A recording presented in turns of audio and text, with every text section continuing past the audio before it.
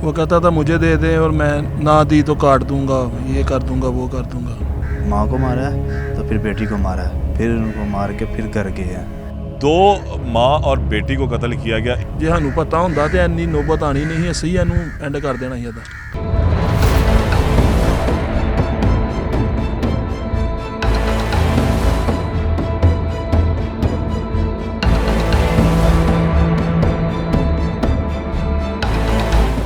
अस्सलाम वालेकुम नाज़रीन, आप देख रहे हैं एक्सप्रेस न्यूज़ और मेरा नाम है मोहम्मद हारून। मैं इस वक्त उस डेरे पर मौजूद हूँ जहाँ पर 2 माँ और बेटी को कत्ल किया गया। इससे कबल जो है उनकी 4 बेटियों को मारने की जो है कोशिश की गई उनके घर पे।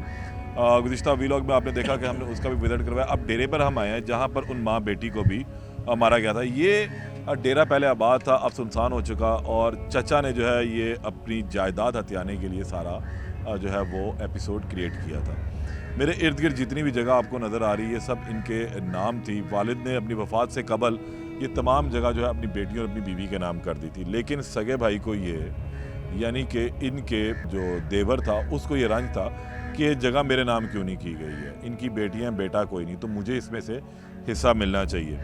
मेरे साथ मकतूलीन के भतीजे मौजूद हैं, उनसे बात करते हैं और पूछते हैं कि उस दिन आखिर क्या हुआ और वो ये तमाम मामला क्यों किया गया, क्यों ऐसी बर्बरियत की गई, ऐसी इंसानियत सोच वाक़या क्यों रूनुमा हुआ, क्या जायदाद ही इसके ऊपर मेन आंसर है या इसके अलावा भी कोई वजूहात थी। अस्सलाम वालेकुम। वालेकुम सलाम।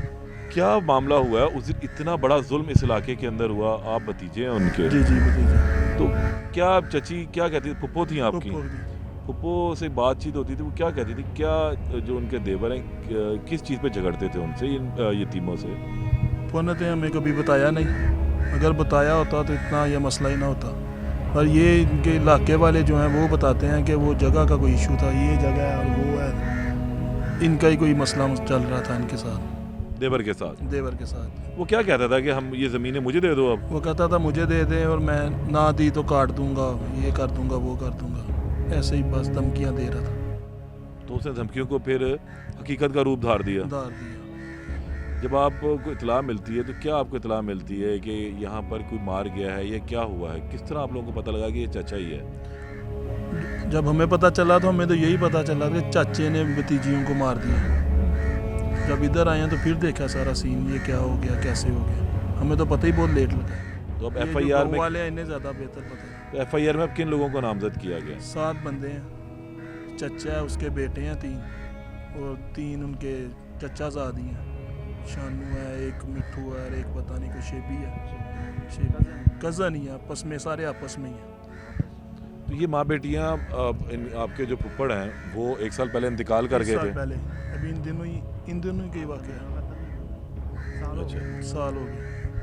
तो ये अब अपना गुजर बसर ये ज़मीनों से आने वाली कमाई से चलता था? एक भैंस है, वो गाय, ऐसे कोई ऐसी चीज़ें हैं थोड़ी बहुत, यही सिस्टम था और कुछ नहीं। और दुकानें हैं, उसका किराया वगैरह आता, होटल है उधर, जिससे इनका गुजर बसर चलता था? जी बिल्कुल। अच्छा, ये ऐनी शाहिद भी हैं और मोहल्लेदार भी हैं, अहले इलाका भी हैं, इनसे भी इस हवाले से पूछ लेते हैं। आपकी ये क्या लगती थी मकतूला जो है? ये हमारे रिश्तेदार हैं, आंटी लगती हैं। अच्छा। तो ये मसला सुबह आई हैं इधर ना, हमने देखा खुद, मैं भी डेरे गया था। सुबह उनकी बेटी और आंटी आई हैं, यही दूध लेने आई हैं। सुबह कोई 6:30 बजे का टाइम है, मैंने खुद देखा है। तो यही वाक़या हुआ है, पहले उन्होंने माँ को मारा है तो फिर बेटी को मारा है, फिर उनको मार के फिर घर गए हैं, उनको मारा। तो मसला ये है, बहुत जुल्म हुआ है।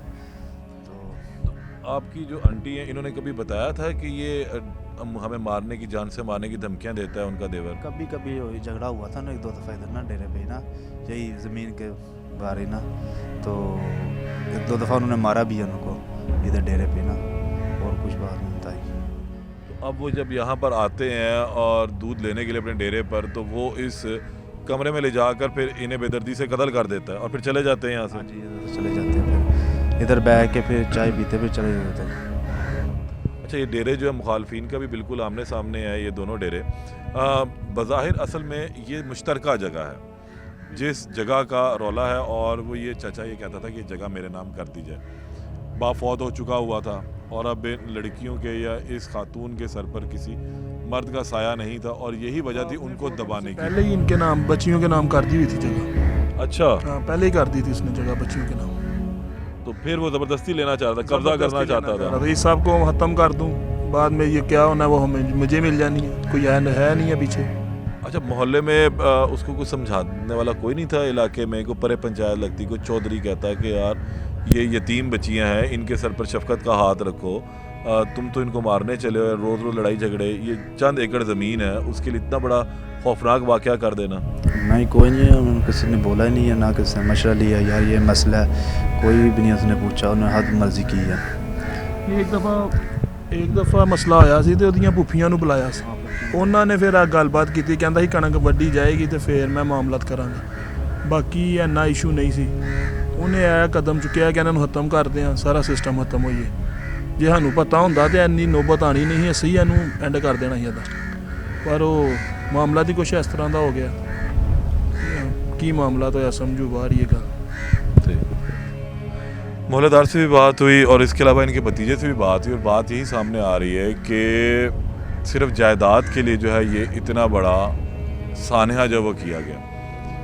अब 3 लड़कियां जो है इनकी वो हॉस्पिटल के अंदर ज़ेर इलाज हैं लाहौर में, उनके सरों पर शदीद चोटें आई हैं। जो पोस्टमार्टम रिपोर्ट आई मकतूलीन की वो भी होशरबा इंकिशाफात उसके अंदर सामने आए कि पूरे जिस्म के ऊपर कहीं भी कोई ज़रब का निशान नहीं, लेकिन उनको मारने के लिए, बिल्कुल एंड करने के लिए उनके सर के ऊपर जो है आहनी रॉड मारे गए, उनके सर पर हथौड़े मारे गए कि किसी भी तरीके से ये बच ही ना सकें।